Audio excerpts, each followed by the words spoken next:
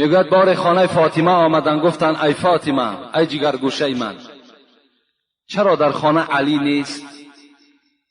یعنی علی شوهر فاطمه بود، داماد پیغمبر بود. حضرت فاطمه شفاعت کننده کل زنهای امت اسلام گفتند ای پدر بزرگوار، گفتند کان بینی و بینه شیء فغاضبنی و ذهب لا ادری این ذهب. پدر بزرگوار گفتند الحال، گفتند بین ما شاید 1 ساعت پیش یک جنجال شد، ما با علی جنجال کردیم، نه مثل جنجال های امروزه. بعض جوان مسلمان، خدا پدر و مادرش رحمت کنند، میگوید که زن من میگوید در دهن تو من فلان کنم. خدا ترا بدبخت میسازد، خدا ترا روسیا میسازد، تو نام مادری را رسوا کردگی هستی. این گونه غضب در بین علی و فاطمه نبود. میگوید گفتن پدر بزرگوار کمی بین ما یک نافهمی شد، حضرت علی ملال شدند و از خانه برآمدند، نمیدانم کجا رفتند. رسول اکرم میگوید غضبناک شدند، گفتند یا فلان انظر این علی.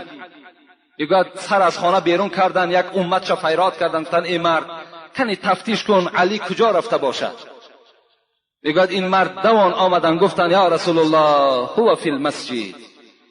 ای پیغمبر خدا، علی گفت در مسجد خواب است. گفت مسجدهای اون زمانه این گونه قالین ها نداشتند، از خاک عبارت بود. رسول اکرم میگوید وقتی من داخل مسجد شدند، پیغمبر خدا دیدند که حضرت علی بالای خاک خواب است. آمدند میگوید و پشت و چهره علی را میگه از خاک تازه کردند، زیرا رسول اکرم گفته است من احب علی فقط احبنی و من ابغض علی فقط ابغضنی. کسی علی را دوست می‌دارد به تحقیق مرا دوست می‌دارد، کسی علی را بد می‌بیند به تحقیق مرا بد می‌بیند. علی را دوست می‌داشتند. میگوید یگانه آدمی بود که در حالت غضب پیغمبر با پیغمبر صحبت می‌کرد، این علی بود. بسیار علی را دوست می‌داشتند. آمدن میگه چهره و پشت و روی او را تازه کردند و گفتند قم یا ابو تراب. این کنیت، این لقب بود که پیغمبر بر علی گذاشت که این کنیت، این لقب با علی بسیار خوش آمد. چی گفت؟ خیز، گفت ای مردی که در خاک گفت آغشته هستی، خیز ای پدری خاک. وقتی علی شنید از جای خود خیز، احترام میکرد پیغمبر را و دست علی را گرفت و به خانه آمدند. وقتی وارد خانه شدند و دیدند که در چهره پیغمبر که دیگرگونی هست، فاطمه در حال حس کردند که پدرش از او راضی نیستند، ناخشنود هستند برای این کاری که نسبت شوهر خود علی کرده است.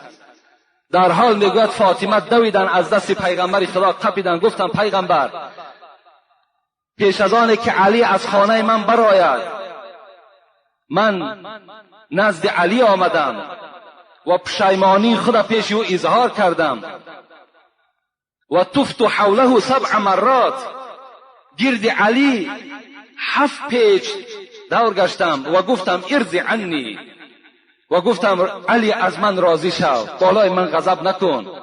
من از علی این گونه مراجعت ها کردم و از من راضی شد، بعد از خانه من بیرون شد.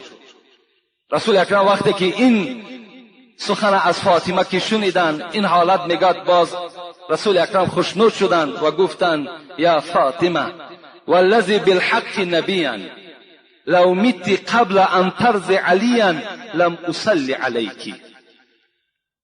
رضاء الزوج هو رضاء الله و سخط الزوج هو سخط الله.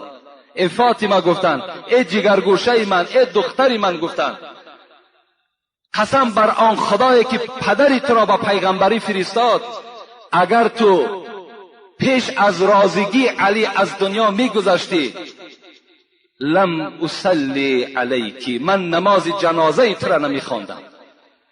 یقین بدان گفت ای فاطمه که رضاگی شوهر رضاگی خداست و غضب شوهر این غضب خداست.